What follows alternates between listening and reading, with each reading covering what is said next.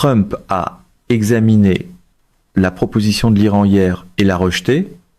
La proposition était précise: rouvrir le détroit d'Ormuz, mettre fin à la guerre, lever le blocus et repousser les négociations nucléaires à une étape ultérieure. C'était la seule proposition sur la table. L'Iran l'avait transmise par l'intermédiaire de 4 médiateurs distincts: le Pakistan, l'Égypte, la Turquie et le Qatar. Le ministre iranien des Affaires étrangères, Abbas Araghchi, l'avait apporté à Oman, puis de nouveau au Pakistan, puis à Vladimir Poutine à Saint-Pétersbourg.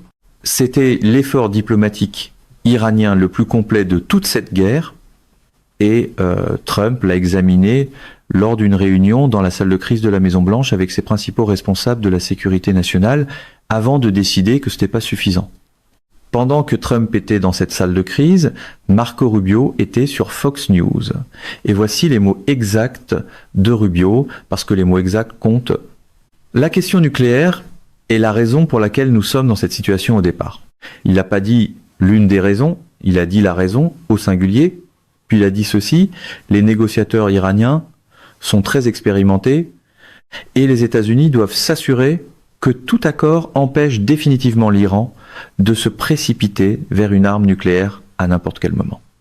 Lisez ces 2 phrases ensemble. La question nucléaire est la raison de la guerre, et tout accord doit empêcher définitivement l'Iran de se précipiter un jour vers une arme nucléaire. L'Iran possède 440 kg d'uranium enrichi à 60% de pureté, à une courte étape technique du niveau militaire, sans application pacifique à ce niveau d'enrichissement. Cet uranium se trouve dans des tunnels qui ont survécu à 60 jours de bombardements américains. La proposition iranienne plaçait cet uranium dans l'étape ultérieure. Rubio a dit qu'une étape ultérieure n'était pas acceptable. Trump a rejeté l'accord.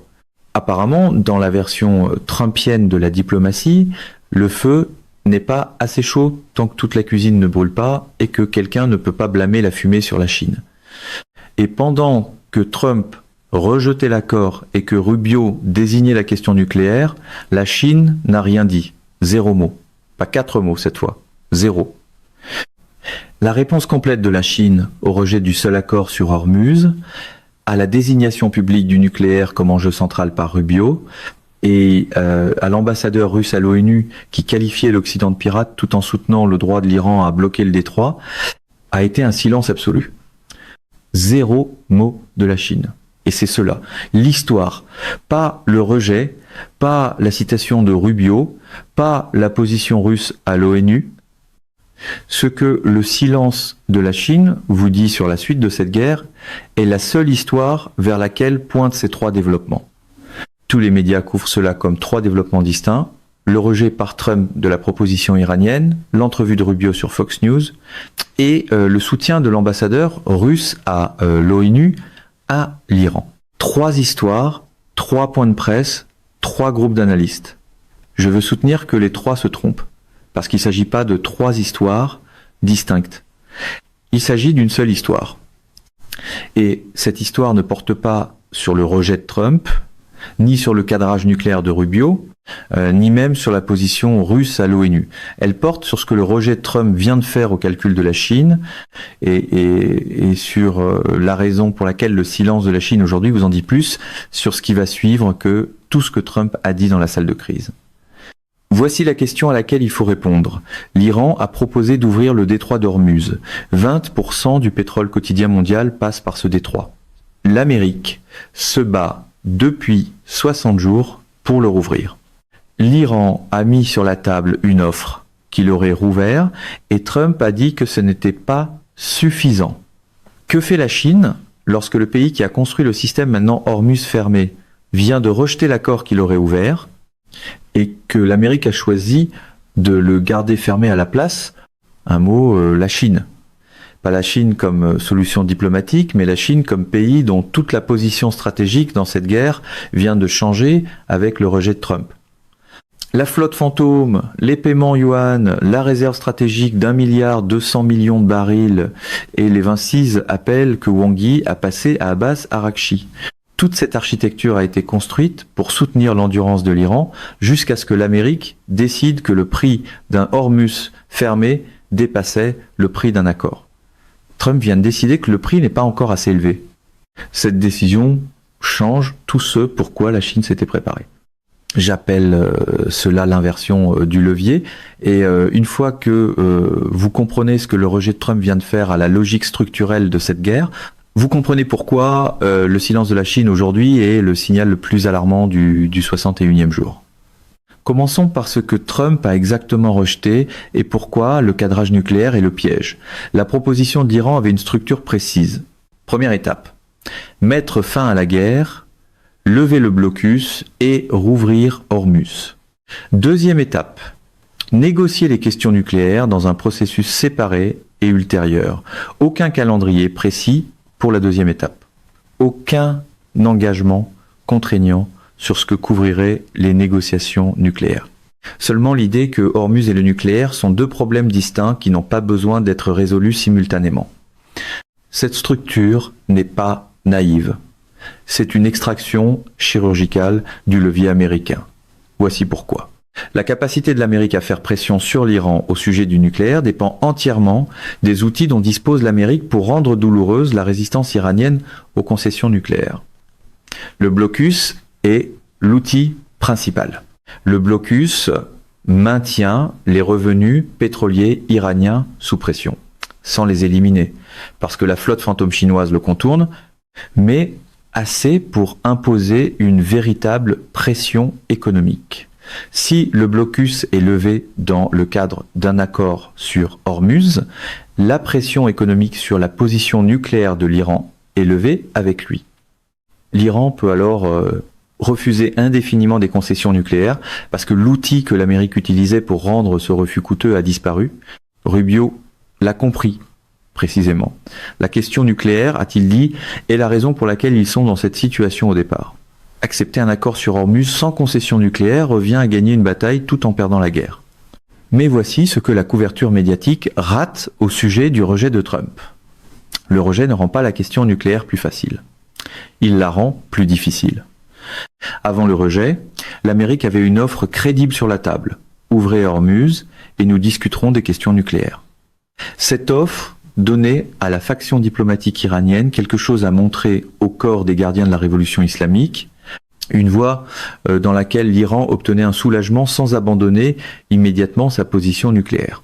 La faction diplomatique pouvait dire que l'Iran obtiendrait la levée du blocus, la fin de la guerre, et conserverait la question nucléaire pour une négociation séparée où sa position serait plus forte parce que l'Amérique n'aurait plus l'outil de pression économique.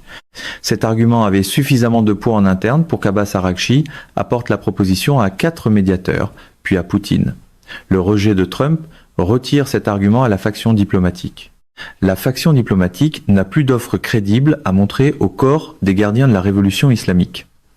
Le corps des gardiens de la révolution islamique contrôle maintenant complètement l'argument interne iranien et sa position a été énoncée publiquement. Hormuz ne reviendra pas à son état précédent. C'est un ordre de la direction. Les doigts sont sur la gâchette. L'argument de la faction militaire, selon lequel la résistance est préférable à tout accord aux conditions américaines, vient de gagner le débat interne iranien par défaut.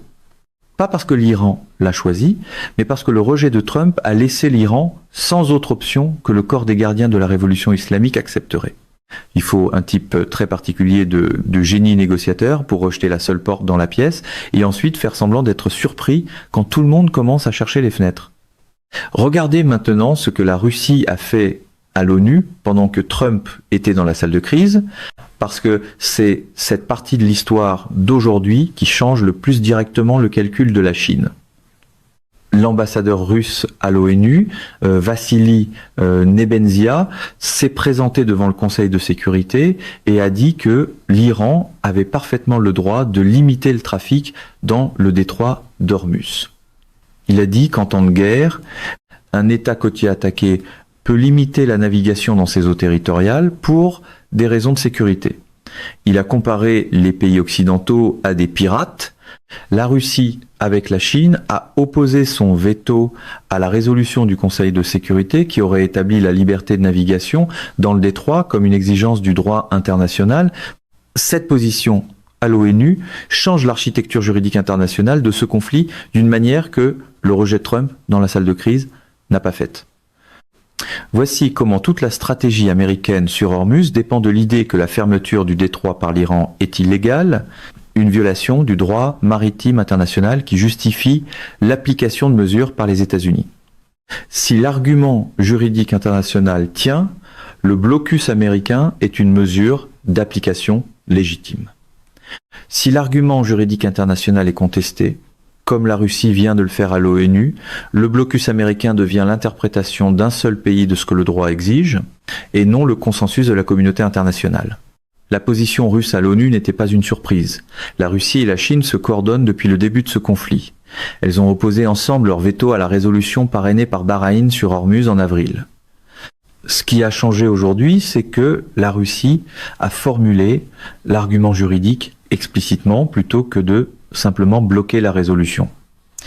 La Russie a nommé le principe juridique selon lequel les États côtiers peuvent limiter la navigation en temps de guerre et l'a appliqué publiquement à la position iranienne. Cet argument est désormais inscrit au dossier du Conseil de sécurité.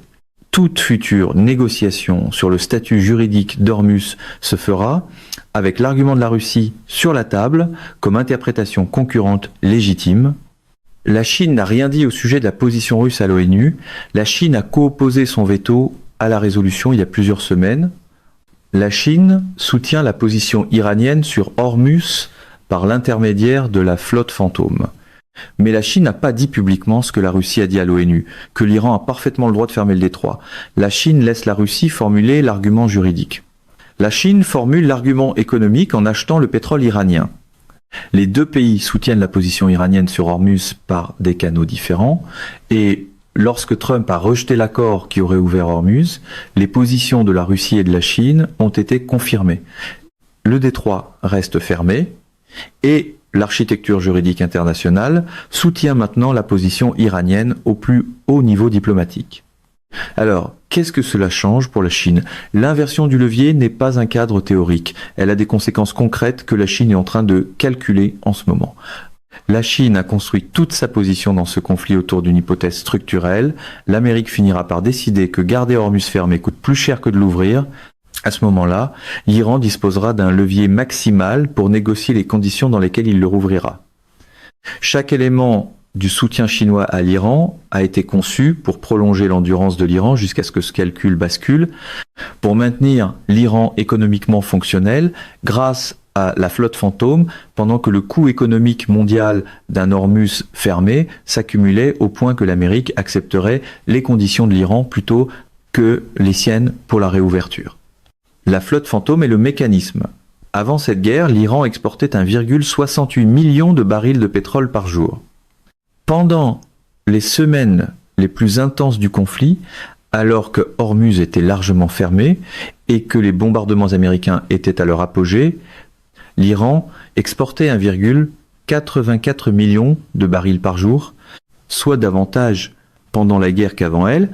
Ce chiffre est possible parce que les pétroliers chinois transpondeurs éteints effectuent des transferts de navire à navire dans les eaux malaisiennes, où le brut iranien est réétiqueté et livré aux raffineries indépendantes chinoises sans documentation.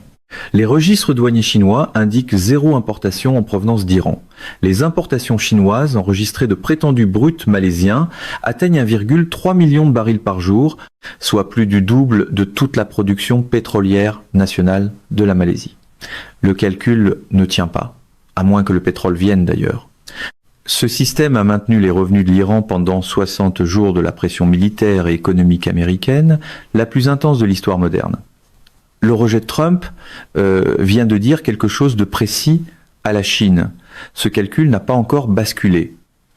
L'Amérique a décidé que le levier nucléaire vaut plus que le soulagement sur Ormuz. L'Amérique est prête à garder Ormuz fermé, à maintenir le pétrole à 106 $, à laisser les prix de l'essence monter et à maintenir les économies alliées sous pression tant que cette fermeture préserve le levier nucléaire. La flotte fantôme de la Chine a rendu possible l'endurance de l'Iran. Le rejet américain a confirmé que cette endurance iranienne va être encore mise à l'épreuve et non résolue. Tout ce que la Chine a construit fonctionne encore, mais le point d'arrivée vient de s'éloigner. Cette prolongation du conflit sert la Chine de 3 façons précises que le rejet rend concrètes. Premièrement, les prix du pétrole restent élevés. La réserve stratégique chinoise d'1,2 milliard de barils, constituée à partir de brut iraniens et russes sanctionnés avant le début de cette guerre, prend de la valeur chaque jour où le pétrole reste au-dessus de 100 $. La Chine a passé des années à construire cette réserve exactement pour ce type de choc. Le rejet par Trump de l'accord sur Hormuz fait encore monter la valeur de la réserve chinoise. Deuxièmement, l'épuisement stratégique américain continue. Le Pentagone a dépensé plus de 10 à 8 milliards de dollars dans ce conflit. L'Amérique a utilisé plus du tiers de ses missiles de croisière Tomahawk. Le budget militaire américain est consommé dans le Golfe, tandis que le budget militaire chinois est appliqué à la mer de Chine méridionale et au détroit de Taïwan. Chaque jour supplémentaire de conflit est un jour supplémentaire de dépenses militaires américaines que la Chine n'a pas à égaler. Troisièmement, la position commerciale d'après-guerre de la Chine dans le Golfe se renforce. Si la guerre dure assez longtemps pour que les économies du Golfe commencent à restructurer leur chaîne d'approvisionnement énergétique autour de l'idée que Hormuz n'est pas fiable, ces chaînes restructurées pointent vers la Chine comme centre énergétique alternatif. Pour un président qui se vend comme le négociateur ultime, Trump a un talent impressionnant pour transformer chaque accord rejeté en actif pour quelqu'un d'autre. Voici les deux voies que crée le rejet de Trump. La première voie est que l'Iran produit rapidement une proposition révisée qui inclut un langage nucléaire précis et que le rejet fonctionne comme une pression de négociation. La faction diplomatique iranienne trouve une formulation sur les questions nucléaires que le corps des gardiens de la révolution islamique peut accepter et que l'Amérique peut qualifier de concession. L'accord se fait en 2 étapes, mais les questions nucléaires sont incluses dès le départ. La flotte fantôme chinoise devient moins nécessaire lorsque l'allègement des sanctions suit l'accord. L'avantage d'endurance de la Chine prend fin avec le conflit. La deuxième voie est que l'Iran conclut que l'argument de la faction diplomatique, selon lequel un accord est atteignable, a été réfuté par le rejet. Le corps des gardiens de la révolution islamique consolide son contrôle, et la guerre d'endurance se prolonge indéfiniment. Aucune proposition révisée, le blocus continue, Hormuz reste fermé, la réserve, la flotte fantôme et la position commerciale de la Chine continuent de prendre de la valeur chaque jour supplémentaire. Le rejet de Trump prolonge la guerre. La Chine profite de cette prolongation. La Russie gagne 15 millions de dollars de plus par jour grâce au prix élevé du pétrole. Et l'Amérique conserve un levier nucléaire que l'Iran a publiquement refusé d'abandonner face à un Iran que le rejet vient de rendre encore moins disposé à l'abandonner. Le rejet de Trump a prolongé toute la dynamique chinoise. Et la Chine n'a rien dit. Permettez-moi de présenter la meilleure version de ce que Trump est réellement en train de faire, parce que l'argument optimiste a un vrai poids, et je veux que vous le testiez. L'argument américain est simple. Accepter la proposition iranienne sur Hormuz, sans nucléaire, donnerait à l'Iran exactement ce qu'il veut, un soulagement de la pression économique sans donner à l'Amérique ce pourquoi elle est entrée en guerre. Rubio l'a dit directement. La question nucléaire est la raison pour laquelle nous sommes dans cette situation au départ.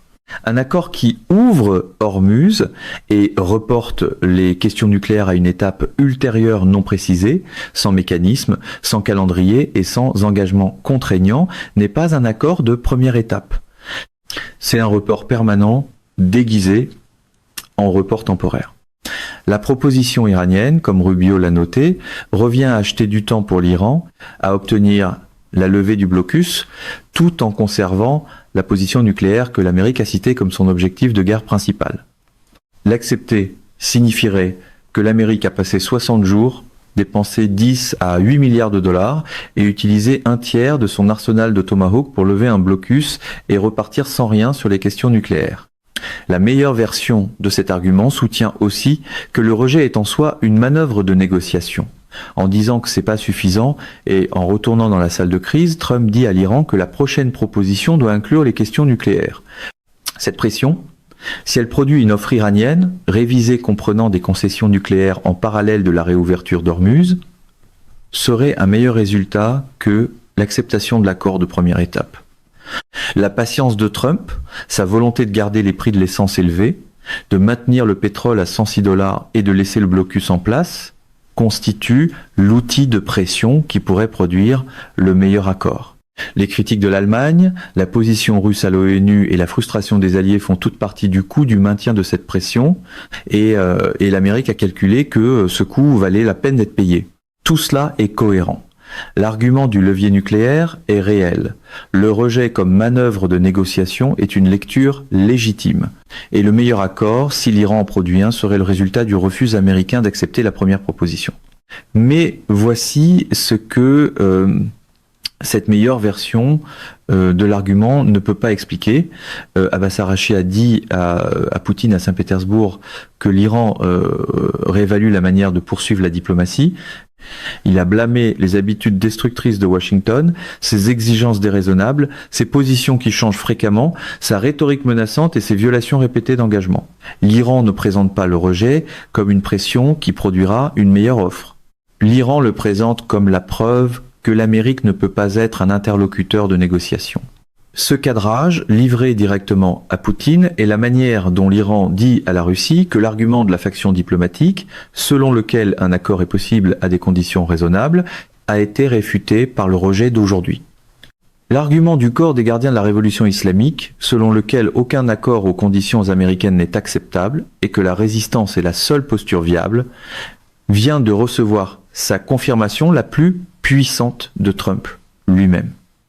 Et Poutine a reçu cette semaine un message du nouveau guide suprême de l'Iran, le guide suprême qui n'a pas été vu publiquement depuis son annonce, qui communique par la structure de commandement du corps des gardiens de la révolution islamique, et dont le message est allé à Poutine avant d'aller ailleurs. Quel que soit le contenu de ce message, c'était la position du corps des gardiens de la révolution islamique, transmise à la Russie au plus haut niveau, pendant que Trump était dans la salle de crise en train de rejeter la proposition de la faction diplomatique.